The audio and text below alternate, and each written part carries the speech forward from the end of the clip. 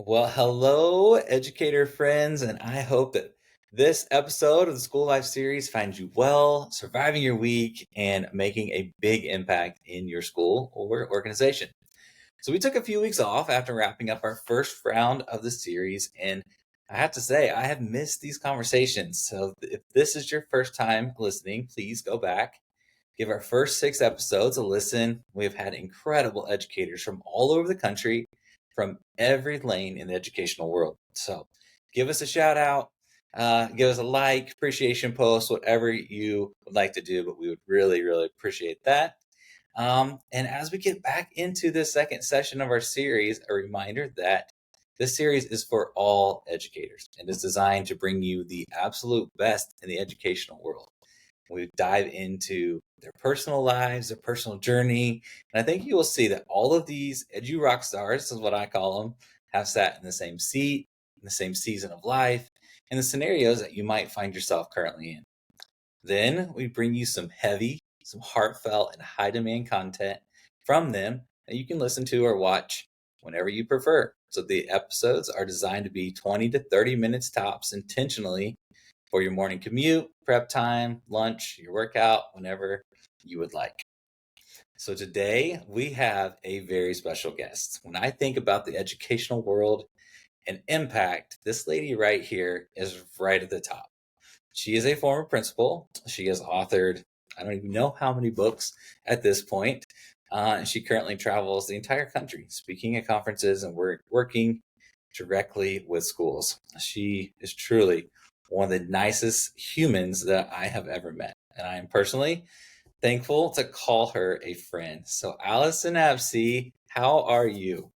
Aw, Ross. I thank you for that, and I am I grateful to call really mean it. you a friend. Yeah. Yeah. So it's funny that he says I'm one of the nicest because he's one of the nicest. We can just have like a celebrate Ross and Let's go Allison back and little forth yeah with that. party right now. No. But I joke, you say you call your guests edu rock stars, which yes, they are, and also edu hot messes, right? Because we're We are. all living in this complicated, never black and white, gray world where we're problem solving all the time and working to respond to student needs and educator needs. So I'm just so glad to be here and to have this conversation with you. No, that's great. I love that. I just had that conversation last night with a friend. He was like, education's hard because it's always moving. It's like, you're just, and you're trying to grab a hold and find where it's at and meet kids where they're at, teachers and stuff. And you're absolutely right. So, but thank you for coming on. I know I've told you that, but I'm going to tell you that probably 10 more times in this episode. I really appreciate you taking the time today. But tell our listeners about you, your personal life, who you are, your a mom, wife. Um, just tell us more about you and then we'll get into your professional life as well. Okay, yeah. So I grew up in Michigan, West Michigan, the best part of Michigan, the Grand Rapids area. And I spent my entire life and career in Michigan until June of 2022 when we moved to Georgia for my husband's job. So I have a husband. We're going to celebrate 25 years of marriage in Wow. April. We're planning our anniversary trip right now. And I have two sons, a 21-year-old and a 17-year-old. And I'm watching, like right now, it's Halloween time, and I'm watching all these videos. Like, you probably have all these traditions and fun things that you're doing with your kids. And I'm like missing my little babies. I mean, my 17-year-old will always be my baby, and they're fun. Every age of motherhood and raising kids is fun. So I am embracing it for sure, but I do have some nostalgia about the younger years. Uh, those seasons of life, right? They're Yeah. special, and just embracing and cherishing everyone as it Yes. comes. But Yes. they're very different. I'm learning that as a dad with young kids. Just seeing like, oh, we used to do that, now we don't because they're older. Yeah. And stuff. Oh, yes. But that's great, and you're an author, right? So I am. I mentioned in the intro, like I don't know how many books you've published, but how many are we at? So that I've written and I've contributed to probably many more, but I am writing my seventh book right now. Okay. So it's all started with a blog called Serendipity in Education in 2015 that kind of translated to this leadership and work outside the walls of the schools I was leading. Okay. Cool. And so, 2015 and then it's 2023. I'm not great at math, but 7 books in, 8 years. You've been busy. Um, Yes, yes. but I've read every one of your books and, Oh, it is definitely your calling. Like, and that's, I say that all the time, to people, like, your work needs to be heard, right? And your work, obviously, you do things like this and you're working with schools, but like, your work needs to be in words and needs to be out and published. And so I believe that, and it's so great that you're sharing that with the education world. So you mentioned a little bit about your journey in Michigan, but where did you start in education? Because we got listeners from all lanes in education. Where did you start at? it's funny because my sister is a teacher and she just, well, you met my sister. Yeah, I met Look her. at family. I met National. Ross's Yeah. wife. Yeah. And it's Um, funny, like I still talk to your sister sometimes. I'll put something on Instagram and she'll like oh, comment on it or send a message and say she's like so hi or whatever. sweet. Yeah, she She is. actually is the nice one. Yeah. She, I'm the sassy he one. is. You have me um, fooled. so she said to me that somebody asked her, "Oh, you and your sister are both educators. Do you come from a family of educators?" And the reality is no. Like we're first generation educators. We had an uncle and an aunt who were educators, but Okay. other than that, like no direct lines. And my introduction to education was walking out the door of my high school senior year, the last day, saying, I have no idea what I want to do, but I don't ever want to do that again because that was horrible and I Yeah. survived it and I'm done. And I don't even want to go to Never college. coming back. And I think many educators can relate to that. Like we all have our different stories. Some of us feel like, I was playing teacher when I was in kindergarten and some of us weren't. But I ended up volunteering in a first grade classroom, not with any anticipation of becoming a teacher, but I just looked at those students and like I felt that calling. I thought, oh man, you've got 12 years of torture ahead of you, you snotty nosed little first graders. And I just felt like I recognized that and I needed to do something about it. So I switched my major sophomore year of high school or college. Um, and became a teacher, and I became a principal really early in my career. And so I spent 19 years as a principal of all levels. So middle school, high school, and elementary. And even we had some college courses on our campus. So On there. Okay. yes. And so that's my next question. What was your favorite role in your educational journey? Which level? Obviously, probably as a principal because you were 19 years there. But which level? Oh And wow. I cannot say which level. So I did it kind of backwards. I was middle school, then I went to high school, and then we moved a couple hours away and I was open to any level. And I ended up getting an elementary principalship. So I went from high school to elementary. okay, And I was a principal in a charter school, and then I went to a traditional school system. And for those of you who have experienced any of those roles, you are going to understand when I say it was like half the job when I went to become an elementary principal. yeah, And this is not to dismiss the work that we do as elementary principals, but when you're a high school principal of a charter school, you are the athletic director, you are the curriculum director, you are the counselor, you are all of the things. And then to go to a district where I had athletic directors, curriculum directors, and counselors, and I could just be an elementary principal.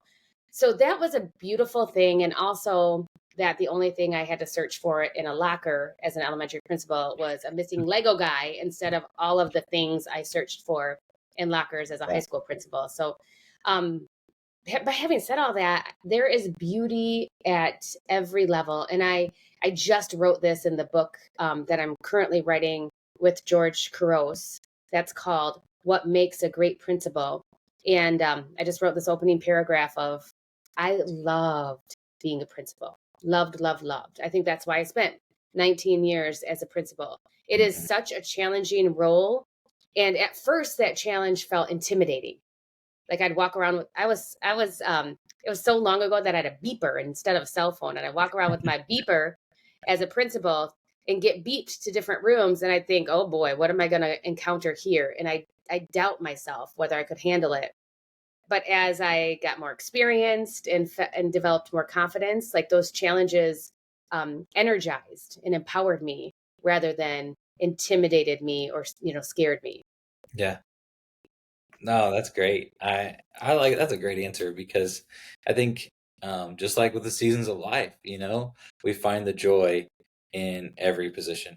And I see that in schools, like whether I'm the custodian or I'm the superintendent, like I'm gonna find the joy in what I'm doing. And you and I talked about this before we got on here.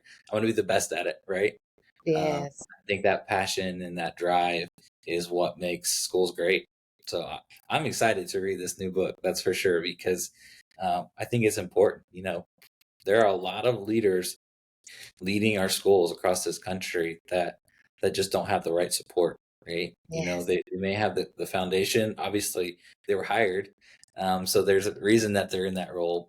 But at the same time, they need support, right, from you and George and all Yeah. kinds of And yeah, we could that's a whole nother topic because I think principals right now are asked to do all the things and be all of the things without guidance, and especially like from their district leadership on what to prioritize. And I think we're losing principals just like we're losing teachers, and we need to develop some clarity in the role and inspire each other. Absolutely. No, that's great. How this next question? Give us two, because in 19 years as an administrator, I'm sure you have hundreds, if not thousands, but give us two of your just most favorite or memorable times as an educator, Oh my gosh. right? Oh boy. As you're thinking about it, I will say this, obviously I didn't spend 19 years. I spent 6 years in the principalship. And now that I've stepped back and I've taken on this role of school life, I can like appreciate those times, I think, a little bit more than when I'm in the moment. I look Right. back and kind of like what you said with the challenges, I'm like, wow, we did that, together as a Yes. school, or we accomplished that. Or I find myself thinking a lot about students now. Uh, Yes. and Yes. wondering, Yes. like that student came from that background, that family, and had those behaviors right on the first day of Right. school. And by the end of our work, by the time when they left elementary, they were able to function in a classroom and go out. Yeah. And I got the confidence that they're going to go out and get a job and have a family. And in Yes. fourth grade, third grade, maybe that was unsure of. So I find Right. myself thinking about but those things. But obviously there are moments and times too that like that was a blast, right? So Yes. what do you got? Yes. Well, and I think of the principalship a little bit differently, maybe than some principals. We get into this work because we love students, Yep. but you don't spend 19 years as a principal um, solely because you love students. You have to love teachers, and you have to love the adults in the building and take care of them. If you Yeah. don't, as the principal, take care of the adults in the building, nobody does. And you have a whole building full of adults who are there to take care of the kids. So when I think of some of the most powerful moments, it really is about some of the cognitive shifts and ahas with teachers and with the adults in the building. Um, one of the things I think about is when I became the principal of Quincy Elementary in 2014, and I hadn't accepted the job yet, and the assistant superintendent said, "Hey, do you want to get a tour of the school?" Before, because I was living a couple hours away, before you head home. And so I walked in the door of the school building, and there were 4 teachers standing there with a "Welcome to the queue" sign with streamers that they had made. And this Uh, assistant superintendent's like, "She hasn't accepted yet." Like, but the excitement they had yeah. about the potential of me being their leader never left me. I Mhm. kept that sign in my office for the 8 years I was the principal there because I wanted to remind myself every day of the hope and expectation they had of me as their leader. And I wanted to fulfill that every single day. And I wanted that visual reminder. So I think that's That's one of great. the standout moments in my career.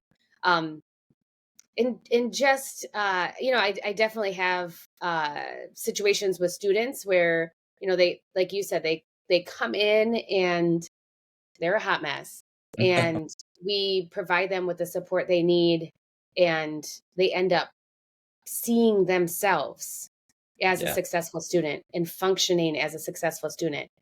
Um, and I'm very proud that that never was solely dependent on me, that it was a team. And as a Yes. team, we were looking at like, okay, we have all these tools in our tool belt and not a single one of them is working. So what are we going to do about that? Let's gather up some new tools. And then what works for this student, we can modify it and it'll work for another student. So and I think maybe we can talk a little bit about the leading the whole teacher and that work that I've done. Yeah. But all of that work is based on 19 years of trying to give adults what they need so they can give students what they need. Froze up. Am I don't know There if you it's go. me or you. I don't know. Is it me or you? But that's okay. Good thing we're two really nice people, and we can do this. Neither of us are judging, so no, that's No. great. And I don't mean any disrespect to teachers. I put teachers at the very top, but um, teachers are hard to work with, right? Teachers are more difficult to work with than students as a principal, just because they have a lot of years of life and experiences and knowledge that preconceive, right? In that moment. And so it can be hard to change a mindset, to get growth out of an adult than it is a child.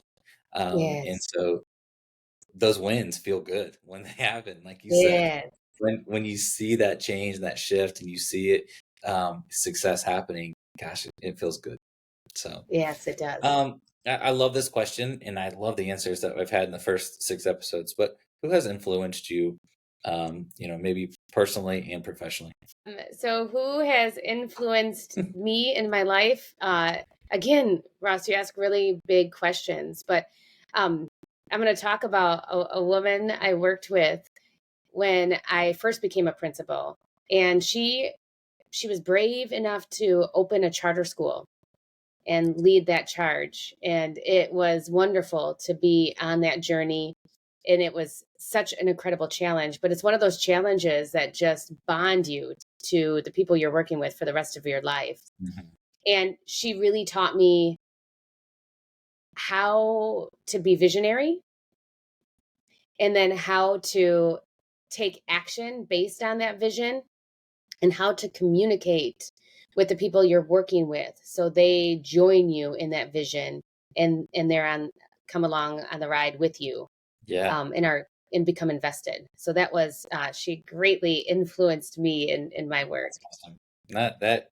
That is hard to do, and you have to be very, very intentional about that. So it's awesome. Yes. Cool. Another question here. What has been a game changer or a hack per se in your school life? What is something, maybe as you're writing books or as you were a principal, what was something that you just did that like really kind of changed the way you do things? Okay, so I will say the fanny pack with speakers. I was listening to a morning radio show. This is probably like back in, 2016 or 17.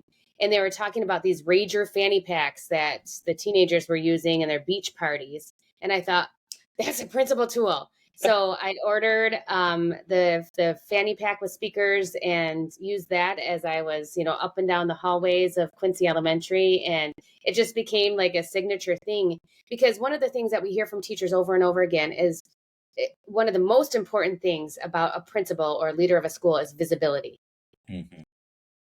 Not so visibility meaning I want to see you out and about and I want you to see me and Yes. really see me in both aspects.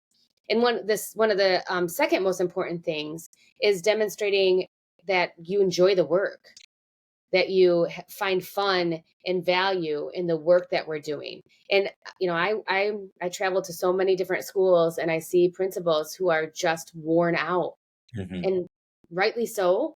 Yeah. But then we wonder why get having pizza parties and hiding turkeys in the school isn't cutting it to boost morale.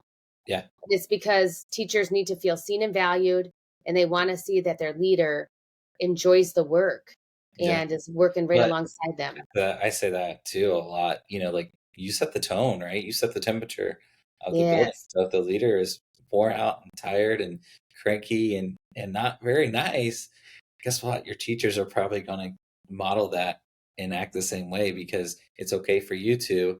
If I see you in the hallway and I say, how's your day? And my answer is, oh, it's just another day, right? But this, and this. When your teachers are asked that by their student 10 minutes later, what's their answer going to be like? Right. It's probably Right. going to be similar to the answer you just gave them, you know, Right. in the Right. hallway. So Right. that's great. All right. So our next one is the open floor, right? This is Mm. your time. So you have and just this huge, vast amount of knowledge in the education world. But in 10 minutes or so, share with our listeners and in the education world something from your expertise. You choose. Oh. I have no idea what you're going to pick, so I'm excited to see here. I would love to talk a little bit about leading the whole teacher and the Yeah. work that I did there, because that is the 19 years of being a school leader, and really working hard to create environments where the adults in the building can thrive, because we know when the adults thrive, students win. Yes. In the research that I did, it was, scholarly research. It was throwing questions up on Twitter and seeing what the responses are, or writing blog posts and getting feedback from people who are reading my writing. So through all of those means, the work that I do as I travel the country, Yeah. it boiled down to 6 pillars of the whole teacher. And when I read these pillars to teachers, I know they're the right ones because you can see them visibly like relax. Yeah. And I want to say to the teachers who are listening to this podcast, do not wait for leaders to provide these for you. You can find them for yourself in your school environment, regardless of who your leader is. You can, as a teacher leader, you can create the conditions where your colleagues can meet these pillars in their work, regardless of who the leader is. And then, of course, my appeal is to principals to really have conversations with teachers about these 6 pillars, like where are the strengths and where are the areas for growth.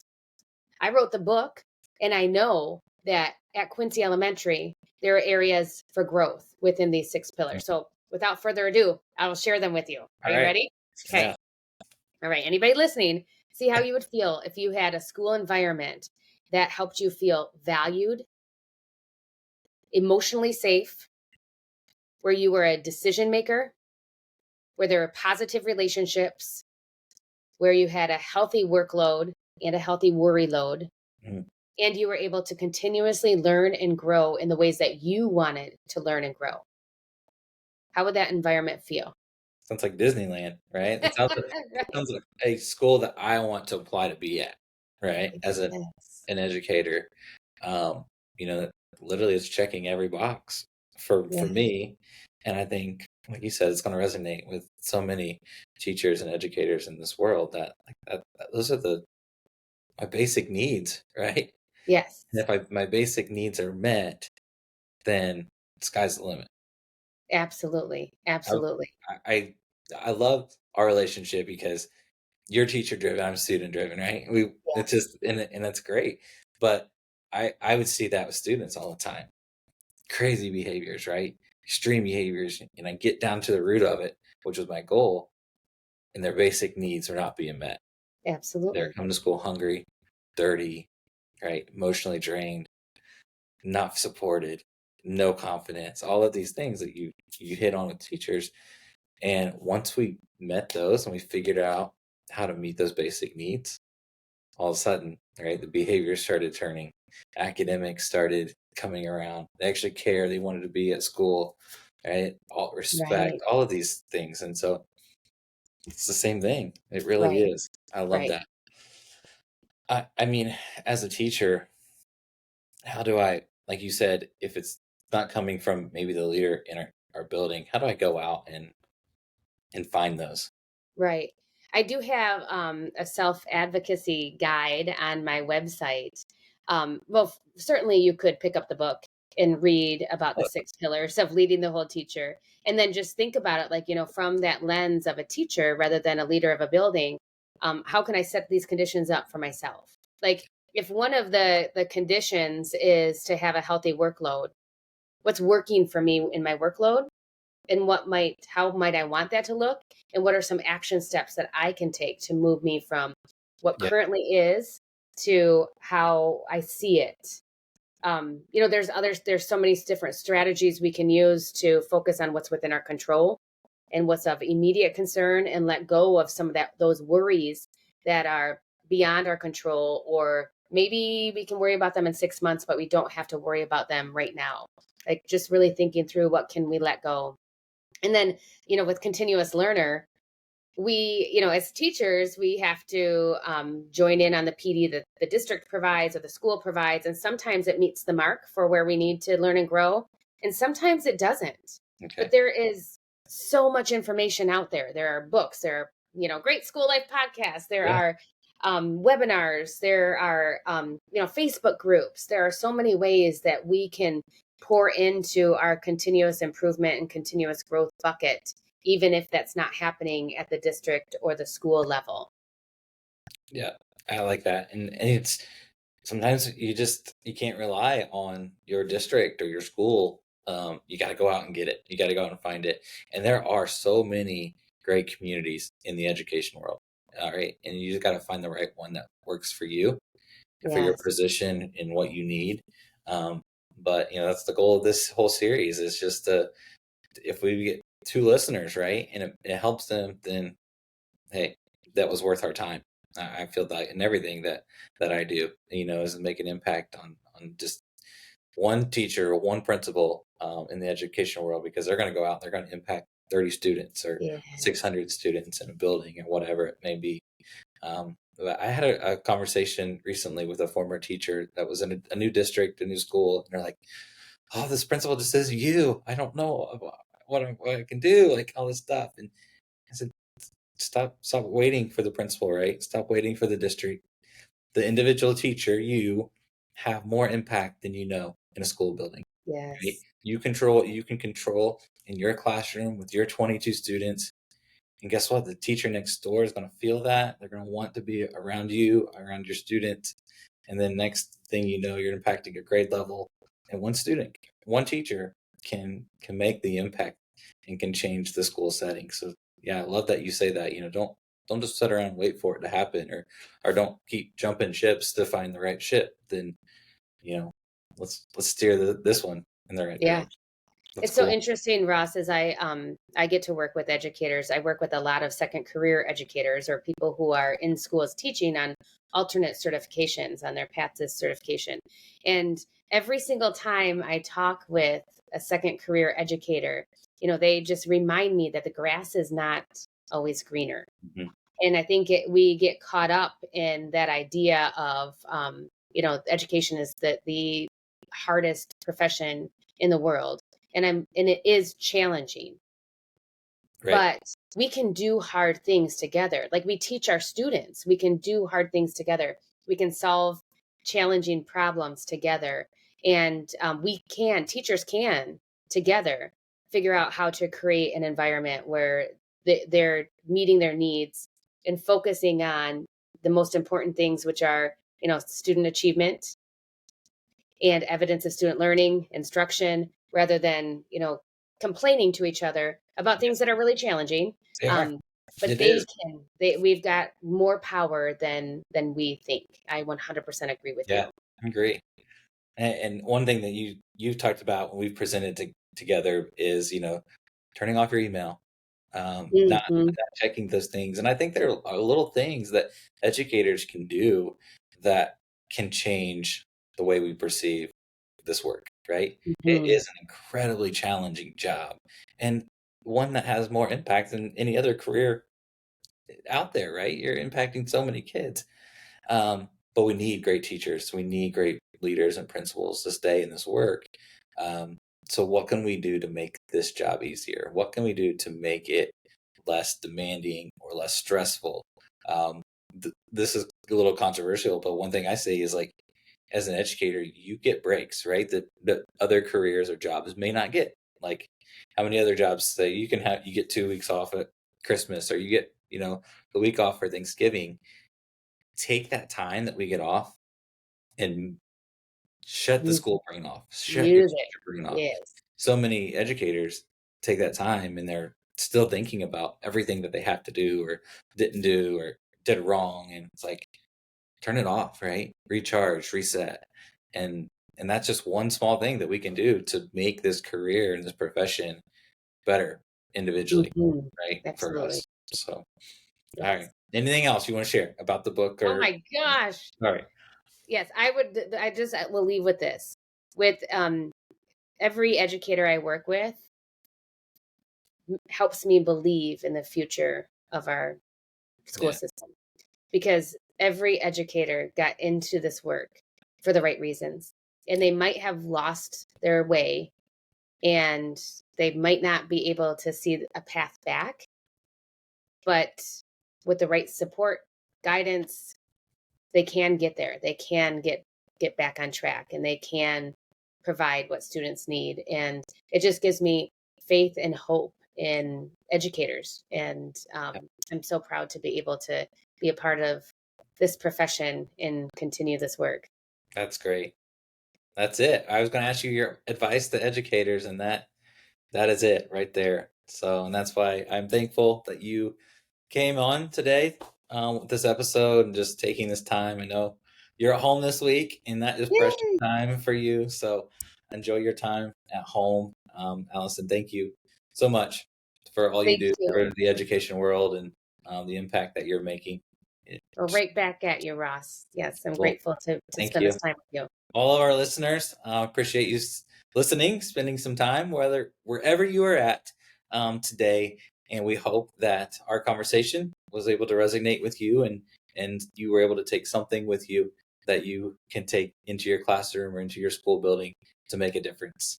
So, as I always end with, be great today. Mm.